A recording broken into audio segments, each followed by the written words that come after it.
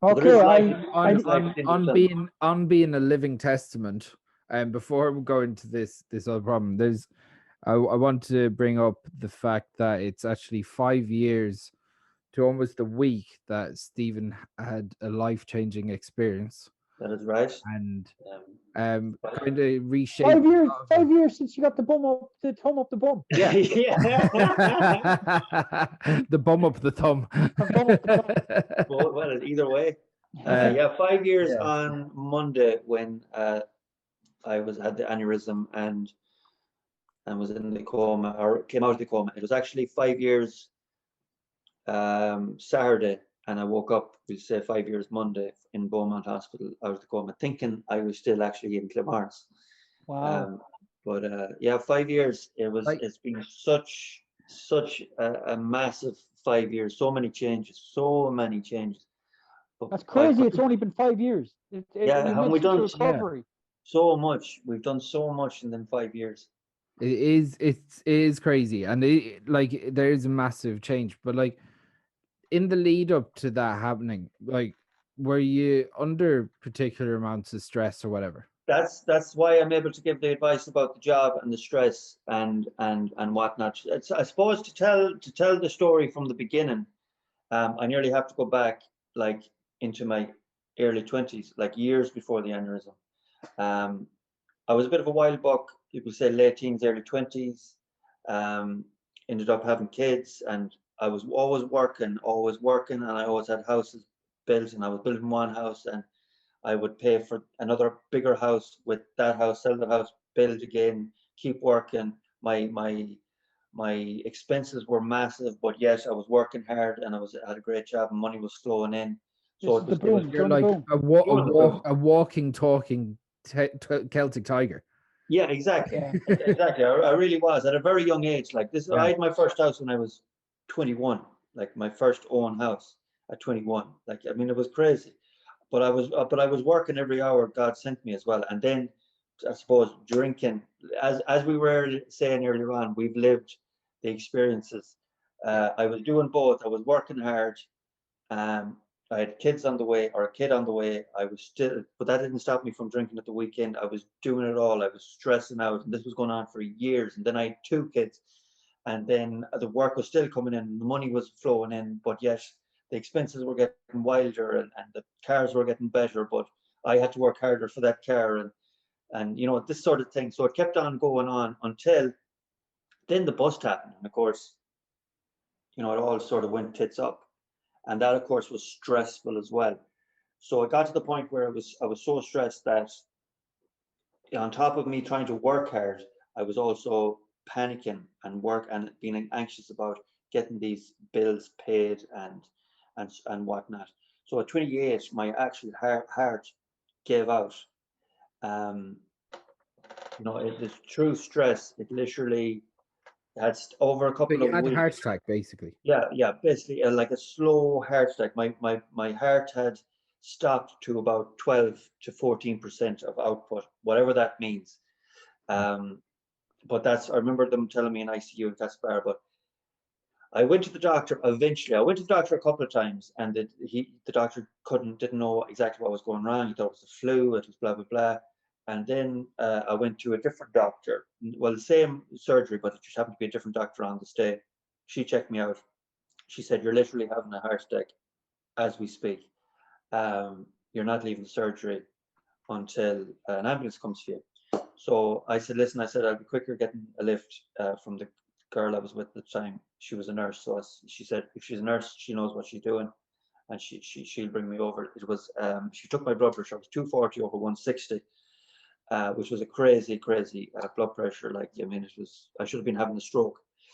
Mm. Um, so I rushed over, and they put me into ICU. Actually, what they thought I had was TB, tuberculosis. So I was put into an isolated ward, or into an isolated room, and everyone had to wear the hazmat masks or suits and everything like that. But so that was then. It turned out my heart was giving out, but it was all down to stress, and that's when I got into the fitness thing. Hypertension And as well. You had hypertension as Yeah. well. super hypertension, yeah. It actually the super hypertension blew a hole in my kidneys. That's how bad it was. Oh wow. So so Okay. see with the way that your blood flows, the kidneys are the ones that basically flush out all the it's like a filter Yeah, Filtered that's system, right. yeah. taking out all And your, the your kidneys actually I didn't realize this until the time. Your kidneys actually regulate can regulate your blood pressure or keep it from going It's too low. sodium levels as well, don't they? Some Yeah. Yeah. sodium levels, yeah. So the pressure out of my heart was so much that it actually blew a hole in the kidney. So I eventually had an operation it was actually a clinical trial at the time. They severed the nerves. They cut off all the nerves between my kidneys and my heart. And eventually I got good again. That's when I got into fitness, and that's when I started running. At first I couldn't run 1K, never mind 10K or a marathon, whatever, like we were doing. But eventually I was determined to make my life fitter and not to be as stressed out about work. So I started off trying to get fit and maybe stop drinking as much. After getting when was this? Because I I was remember this happening to you. I think I it was was 28. so I think this was just after Hardy Book's shoot, or just before, was it? It was That is right. This is before the movie. Before the movie was just done. before the movie. That's right. This Yeah. was the heart attack was before the movie, was it? Yeah, the heart attack was just before Okay. the movie.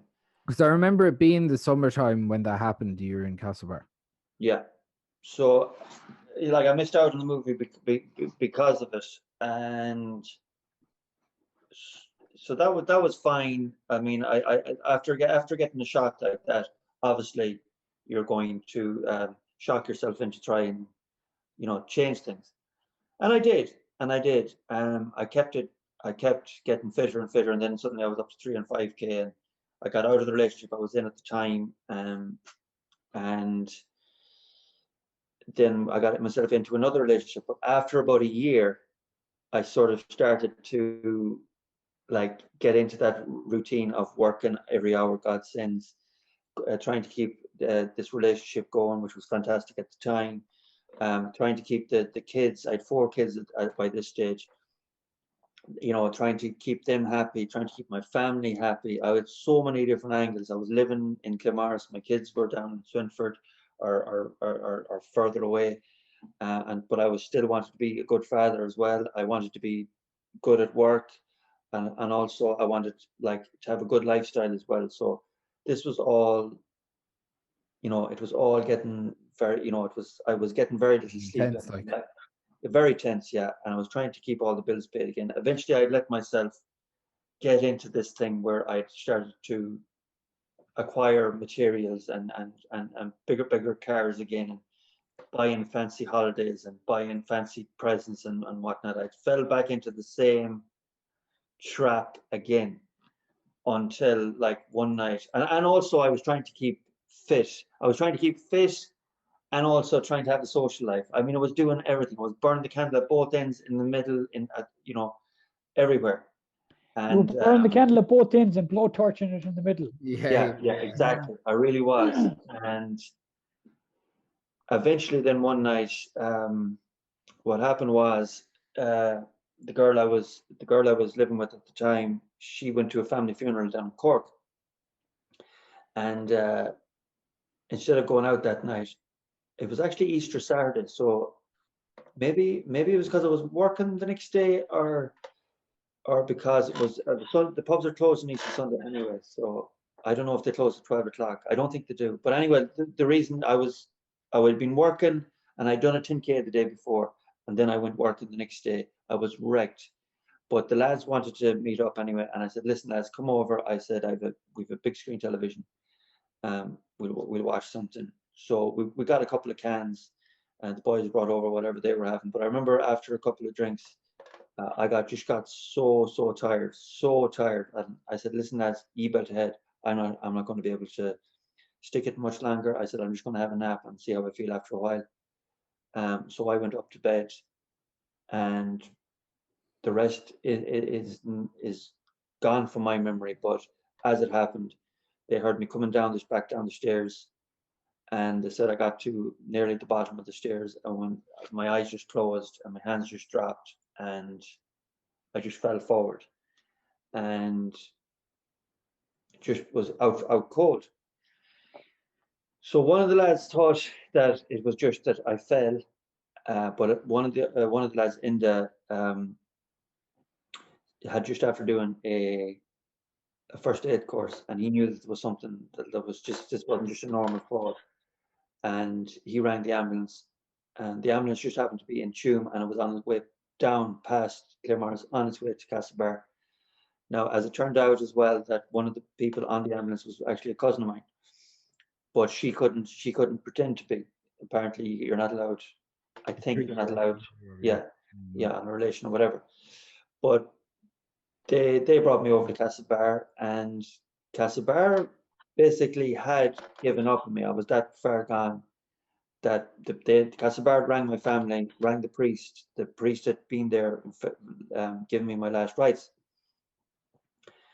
So my family had been were over at this stage, and of course they were distraught, unknown to me, of course.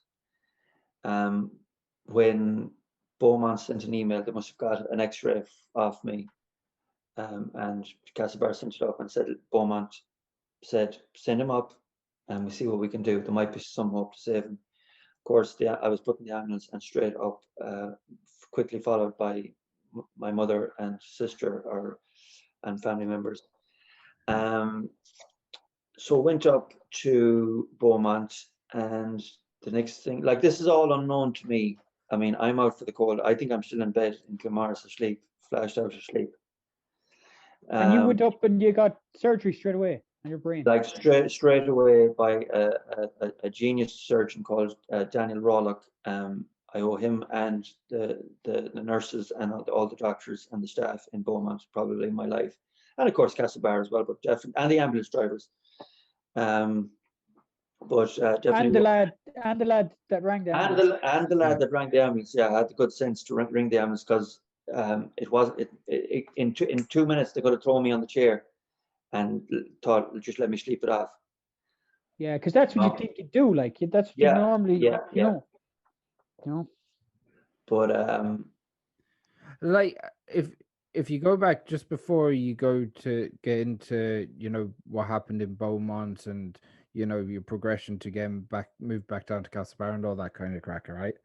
I know Peter will remember this, but myself, Peter, and Martin Maloney, we went over this was only a couple of maybe 2 months before. It was Christmas time, wasn't it? We were over at your house just after Christmas Day or something like that. Yeah. In Claremorris, was it? In Claremorris. Yeah. Yeah, that's right. Yeah. You could tell that you were leading a busy fucking life. The house was full. There was Nerf guns being shot all over the place. The friends group you were in, they were lively and they were good crack and it was good fun. But it's only thinking back, and as you were telling the story, I was thinking back to that night, and it was fucking great crack. We had a great laugh. Great crack, I remember that. But I was just thinking back to that night and how busy it was. And it was busy. Like we trying to keep maintaining that all the time. And that's the high life. Energy. It was high energy. High energy. It was just a high energy life. We'd have these parties, and you seen the spread that was up there. Cool. Yeah. Like, that was it every single weekend. That was it every holiday, and it was great crack and it was a great time, but it was awful tough on the body and on the mind, trying to keep up that even when you were down. Yeah. Like even that night, the night before, I think that was the 27th. Yeah, it was just after Christmas Day. Yeah. On the 26th, like, we would have had just as busy night, and obviously Christmas Day then the day before. And that's how it was. I suppose where you're really busy outside that again, because you're keeping 4 kids happy. You're going back to Swinford and you've got stuff to do with and you're trying to get fit in as well. You're trying to get fit. And I was trying to get fit. And I was trying to keep work going. Whereas your girlfriend at the time, when you had gone away for a day or two with the kids, she's got a day or two off. That's true. Yeah. But that look, that has always been my case, because I made it that way. Obviously, I had kids and I love of course. But it has made my life very busy. But that these things are expected. Now, I could have easily had settled down and been a nice quiet lad, had the 4 kids, and tied, or towed the line and everything like that. But that wasn't the way I was. No. But like I've had a great life, but it has been busy at times. I've had a number. I wouldn't change it for a second, but definitely the aneurysm changed my perspective on everything. So going back, so you were rushed from Castle. So you got to Castlebar. You were rushed at lightning speed to Beaumont. Yeah. Go immediately under the knife. Your Right. family's around you now. Yeah, well, actually, the ambulance obviously got there before my family did. They sped up. Yeah. And the surgeon, Dr. Raw, this is how quickly it happened and how quickly Beaumont sorted it out. I was on the table in the surgery or in the theatre, waiting to go under the knife or whatever they used to open up the head. And he still hadn't got permission from a family member next to kin. So he was on the phone waiting to get permission off my mother to open me up before she even got there. Right. So my mother said, it's okay, I'll be there in 15 minutes anyway. And the doctor said, well, you might be here in 15 minutes, but if you don't give me permission now, Stephen won't be. So that is when it became real for everyone else. Well, it was real anyway. I mean, they read me my last rites in Castlebar. But that's when it got, that's when they realized that this like I might not come out of this. And the surgeon done what he needed to do. And what type of surgery did he do? Brain surgery. Like I have a place here where they drilled in and released the blood that was building up in my brain, and obviously I don't know if they stitch up or something like that. You seen the stitches, the metal stitches I had? Yeah. Or did you as well, Chris? Yeah, I remember seeing the I remember seeing the photos after before they. Yeah. I'd metal.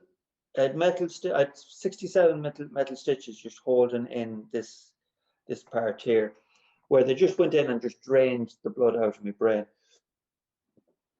But even then, they were told that I might be in a coma for 6 weeks if I wake up at all. But whether through will of myself, and because I was so used to such a busy lifestyle and making sure that all the kids were grand and everything like that, I came to like literally inside 24 hours, which they didn't want. They didn't want me to wake up so quick, because I'm just after having brain surgery, and less than 24 hours later I'm out of.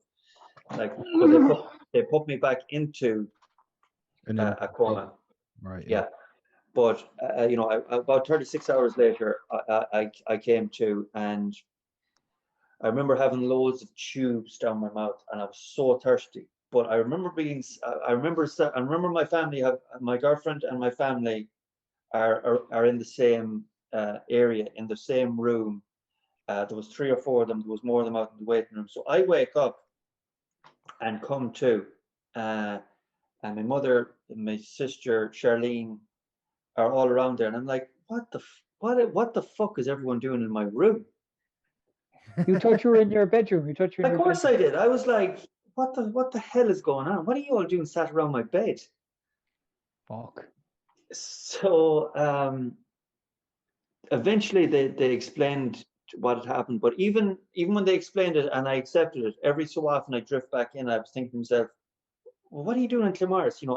I drift back into I forget what that's. The drugs were still in your system, like. Exactly. 100%, yeah, 100%. But in saying this, I'm writing this down because there's so many tubes in my mouth I cannot speak. Oh, right. And I'm so tired. I'm thirsty. I was so thirsty. I was writing down Luke said. Actually, the very first thing I wrote down was, did Saoirse get to Mass? Because Saoirse is my daughter, and she was meant to be served. She was served Mass the next day, and I was meant to bring her. And obviously, I woke up. Obviously this was Monday, but I still think it's Sunday morning. This is Monday evening. Yeah. And I did Serge to Mass, and that was the first thing I wrote. But after that, then it was just Lucas said, Thursday. But they didn't want to give me anything because I only puke it up again. But they kept feeding me with ice, spooning ice into my mouth, which was a waste of time. But eventually, after about a couple of hours, they relented and got me a fizzy drink, and the doctor was there. You have to sip it. You have to sip it. You have to sip it. Of course, when I got the bottle or the glass or whatever they gave me, I walloped it. I walloped it, Chris, and it literally hadn't settled in my stomach when it just it literally projectile vomited all across the room. And I remember the doctor. In fairness, Dr. Curry was the doctor's name who was sort of watching over me. And I remember he was like nodding his head, and you could see it in his face. He was like, "Told you so." Fuck it. Yeah. But the thing is, and this is the most thing I want to get across. It put everything into perspective, and I remember my family, all came together again, and my friends and my girlfriend, everyone just united around me, and it made me realize that no matter how stressful life is, or I let life be, that they were always going to be there for me, and that's the ethos that I've worked off ever since. As soon as I got started to get better, I was never going to let stress and work dictate my life like that again. And yet, lads, I get stressed out but times and getting to gigs and whatever like that, or getting things sorted, but I never let it get to me that I couldn't just walk away and have a pint and everything be grand again. I like, the funny thing is, right, because I like it each time that this, like the 2 times that this has happened, these life-changing events, it seems like you've come back to yourself in extraordinarily quick time. Yeah, extraordinarily quick time, Chris. Because I remember when you did, because say that happened on the Saturday night, right? And it was probably the Monday morning. I remember talking to Tom. It was Tom Coogan that told me that, for anyone that doesn't know the Boo. So he had rang me. So he rang me, and I said, "Do you know what? I'll send Marie a message, make sure that it's all right, and maybe we'll get to see him in a couple of days' time, because it's ICU. We don't want to be on top of it. There's family there. No, we didn't want you fussing or anything like that." So I was like to Tom, I was like, because he was like, "Will we go and see him?" I was like, "He's had major surgery. We'll give it a day or two, Yeah, and of course. Text back a day or two later, and you were back in Castlebar. You were in the ward. It was like, what? That's right. Yeah. I have. So how long were you in Beaumont? I was in Beaumont for 8 days, 7 to 8 days. Yeah. 8 days if you include the actual night I went in.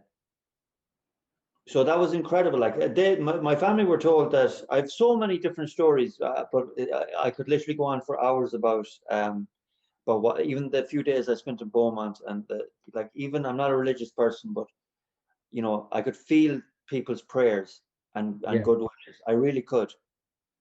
Wow. Yeah. And you said you had a thing about Michael Collins. What was the thing about Michael Collins? That's right. I used to be having this recurring dream. I had messages for 2 different people. One was my grandmother, who's still alive, thank God. Touch wood. And that was that, to tell her that she's a mighty woman for praying. Tell her that and she's had tragedies in her lifetime as well. And the message to her was, tell your grandmother, or Kathleen, that all her prayers are not in vain, and that everyone is there waiting for her when she gets there. That was from Michael Collins. Yeah. Mike Collins waiting there for you. Very good, Chris. the other one was for another lady, and then the Michael Collins thing was he was telling me who actually killed him. Who, you know, he was telling me because no one really knows who shot him.